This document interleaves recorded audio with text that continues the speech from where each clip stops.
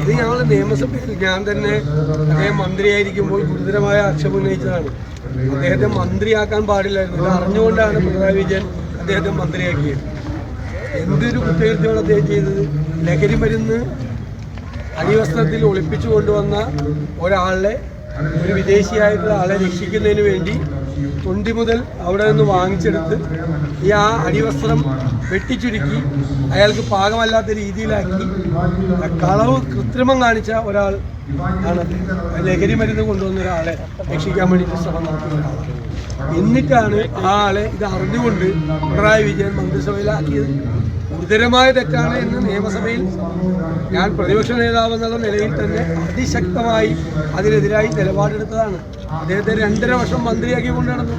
ഇതറിഞ്ഞുകൊണ്ടാണ് ഈ എല്ലാ ഇന്റലിജൻസും എല്ലാം സംവിധാനമുള്ളതാണ് പോലീസ്. എന്നിട്ട് ഇങ്ങനെ ഒരാളെ മന്ത്രിയാക്കി. ഒരിക്കലും ആക്കാൻ പാടില്ലായിരുന്നു അദ്ദേഹത്തെ നിയമസഭയിൽ പോലും മത്സരിക്കാൻ സീറ്റ് കൊടുക്കാൻ പാടില്ലായിരുന്നു. കാരണം ഗുരുതരമായൊരു കുറ്റകൃത്യമാണ് അദ്ദേഹം ചെയ്തത്. ഒരാൾക്കും യോജിക്കാൻ പറ്റാത്ത, എന്നിട്ട് വെറുതെ വിടുകയും ചെയ്തു. ഈ വിദേശിയായിട്ടുള്ള ആളെ വെറുതെ വിടാൻ ഈ കൃത്രിമം കാണിച്ച് ചെയ്തു. കോടതിക്ക് സംശയം തോന്നിയതുകൊണ്ടാണ് കോടതി 2ാമത് നിലവെടുത്ത് ചെയ്തത്. ഇത് തന്നെയാണ് ഇപ്പോഴും ചെയ്തുകൊണ്ടിരിക്കുന്നത്. ശബരിമല സ്വർണ്ണ കൊള്ള കേസിൽ സ്വർണം കൊള്ള ചെയ്ത ആളുകൾ മുഴുവൻ CPM നേതാക്കന്മാർ ജയിലിൽ കിടക്കുകയാണ്. അവരെ ഇപ്പോഴും സംരക്ഷിക്കുകയാണ്. ഒരു നടപടി അവർക്കെതിരെ എടുക്കൂല. അവരെ പ്രൊട്ടക്ട് ചെയ്യാണ്, അവർക്ക് കൊട പിടിച്ചു കൊടുക്കുകയാണ്. കൊള്ളക്കാർക്ക് കൊട പിടിച്ചു കൊടുക്കുന്ന സർക്കാരാണിത്. അതൊന്നുകൂടി തെളിയിച്ചിരിക്കാൻ ഈ സംഭവം തീർച്ചയായിട്ടും അല്ല എന്ന് തന്നെ എൻ്റെ അഭിപ്രായം. അത് നേരത്തെ തന്നെ പറഞ്ഞിട്ടുള്ള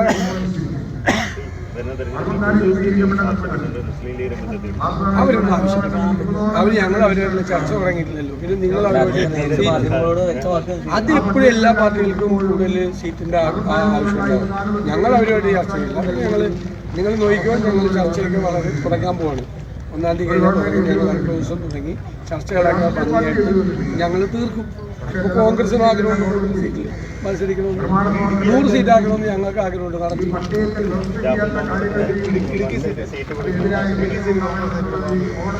അല്ല, അത്തരം കാര്യങ്ങളെക്കുറിച്ച് ഒന്നും സംസാരിച്ചിട്ടില്ല, ഒരു സംസാരം നടത്തിയിട്ടില്ല. നിങ്ങൾ ചോദിക്കണേ എത്ര കുത്തിത്തിരിപ്പുണ്ടാക്കാൻ വേണ്ടി ചോദിക്കാനേ. ഞാൻ പറഞ്ഞില്ല ടീം അല്ല, ഞാൻ പോസിറ്റീവായിട്ടാണ് പറഞ്ഞത്, അല്ലെങ്കിൽ പറഞ്ഞതല്ല. അത് UDF ഒരു കുത്തിത്തിരിപ്പ് ഉണ്ടാക്കാൻ ആയിക്കൊണ്ട് അത് LDF-ലാണ് ചാൻസ്. പണ്ട് പോലെ നിങ്ങൾ ഈ കോൺഗ്രസിൻ്റെയും UDF-ൻ്റെയും പുറകെ കിടക്കും. ഇപ്പോൾ വളരെ സാധ്യത കുറവാണ്. ടീം UDF ആണ്. അപ്പുറത്ത് ശിഥിലമായ LDF ആണ്. ചതിയും ചന്തു, മറ്റേ PM ശ്രീ, ഒരുപാട് കുഴപ്പം പിടിച്ചിരിക്കുന്നത് LDF-ലാണ്. നിങ്ങൾക്കും മാധ്യമപ്രവർത്തകർക്കും ഇതുപോലത്തെ വാർത്തകൾ ഉണ്ടാക്കാൻ ഏറ്റവും സാധ്യത LDF നേതാക്കന്മാരോട് പോയി ചോദിക്കുന്നതാണ് കുറച്ചുകൂടി ഇനിയിപ്പോൾ. കാരണം ടീം UDF ആണെങ്കിൽ സംശയം വേണ്ട.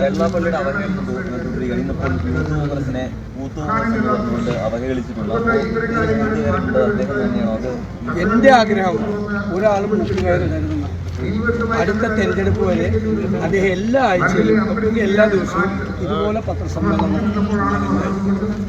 അതിനെ ഇതുപോലെ തന്നെ പിണറായി വിജയൻ സംരക്ഷിക്കും. നല്ല തെരഞ്ഞെടുപ്പല്ല, ഒരു ദിവസം പോലും മുടങ്ങരുതെന്നാണ് എൻ്റെ ആഗ്രഹം. ഒരാൾ മുഖ്യമന്ത്രിയിടാൻ പോലും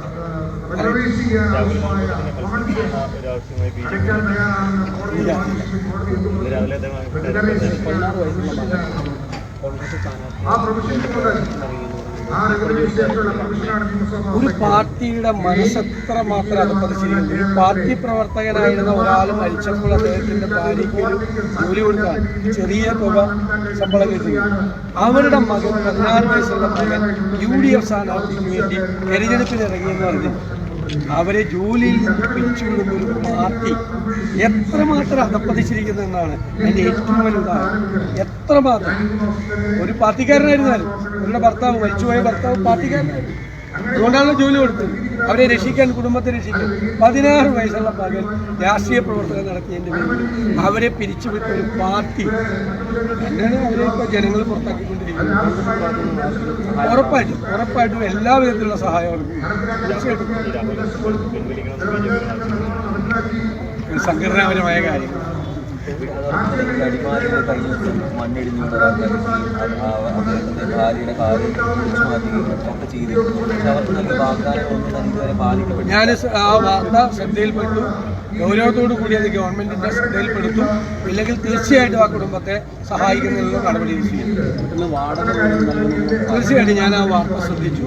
ഉറപ്പായി ഗവൺമെന്റിന്റെ ശ്രദ്ധയിൽപ്പെടുത്തി അടിയന്തരമായ സഹായം ചെയ്യുന്നതിനുള്ള ശ്രമം നടത്തും. ഗവൺമെന്റിന്റെ ഭാഗത്തു നിന്നും നിരുത്തരവാദിത്തപരമായ ശ്രമമാണെങ്കിൽ ആ കുടുംബത്തെ സഹായിക്കുന്നതിനുള്ള ശ്രമങ്ങൾ ഞങ്ങൾ നടത്തും. ശ്രദ്ധിക്കാം.